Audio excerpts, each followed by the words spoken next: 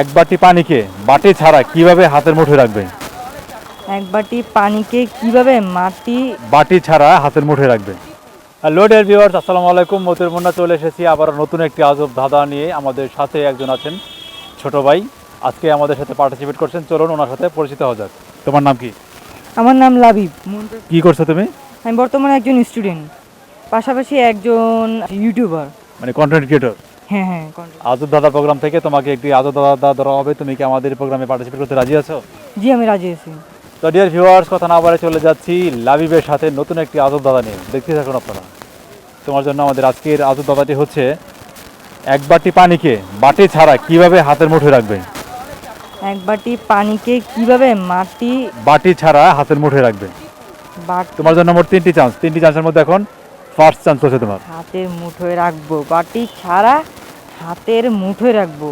Dear viewers, Labib ভাবছেন সঠিক অ্যান্সারটি খুঁজে বের করার জন্য, আর এই সুযোগে আপনারা অবশ্যই জানিয়ে দিবেন এই আজব দাদা সঠিক অ্যান্সারটি কী হবে। দাদাটি হচ্ছে, এক বাটি পানিকে বাটি ছাড়া কিভাবে হাতের মুঠোয় রাখবে? এক বাটি, কোশ্চেনটা অনেকটাই গোলমেলে, কারণ হ্যাঁ, আমাদের এটি হচ্ছে আজব দাদা। আসলে খুবই কনফিউজিং একটা কোশ্চেন। মানে তোমার জন্য সর্বপ্রথম চান্সের আর লাস্ট 5 সেকেন্ডস হাতে রয়েছে। 1 2 3। বরফ করে। বরফ করে? হ্যাঁ, বরফ করে, কারণ বরফ করে। আমাদের আজব দাদাটি ছিল, এক বাটি পানিকে বাটি ছাড়া কিভাবে হাতের মুঠোয় রাখা যাবে। তুমি কি বলেছো? বরফ করে। কি মনে করে তুমি অ্যান্সারটা দিয়েছো?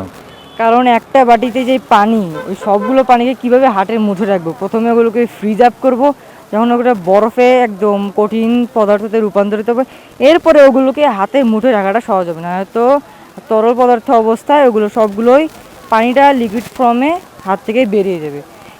শুধুমাত্র ওটাকে কঠিন অবস্থায় হাত দিয়ে ধরা যাবে, আর কঠিন অবস্থায় করতে গেলে সেটাকে ফ্রিজ আপ করতে হবে।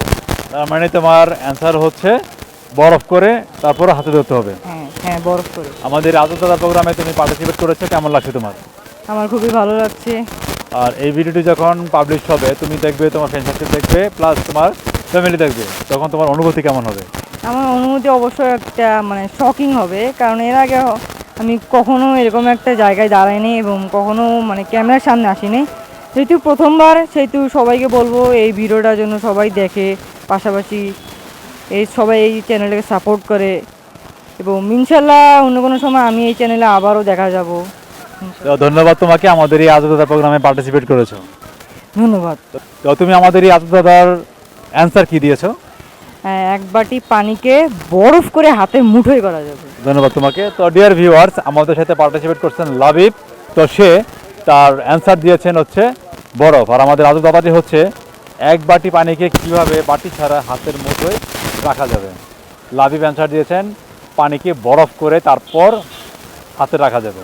আপনাদেরকে মনে হচ্ছে লাবিব সঠিক অ্যান্সার দিয়েছে? যদি সঠিক হয়ে থাকে বা না হয়ে থাকে, অবশ্যই আপনারা জানিয়ে দেবেন এই আজব দাদা সঠিক অ্যান্সারটি কী হবে। আল্লাহ হাফেজ, সপরিবার নিয়ে ভালো থাকবেন।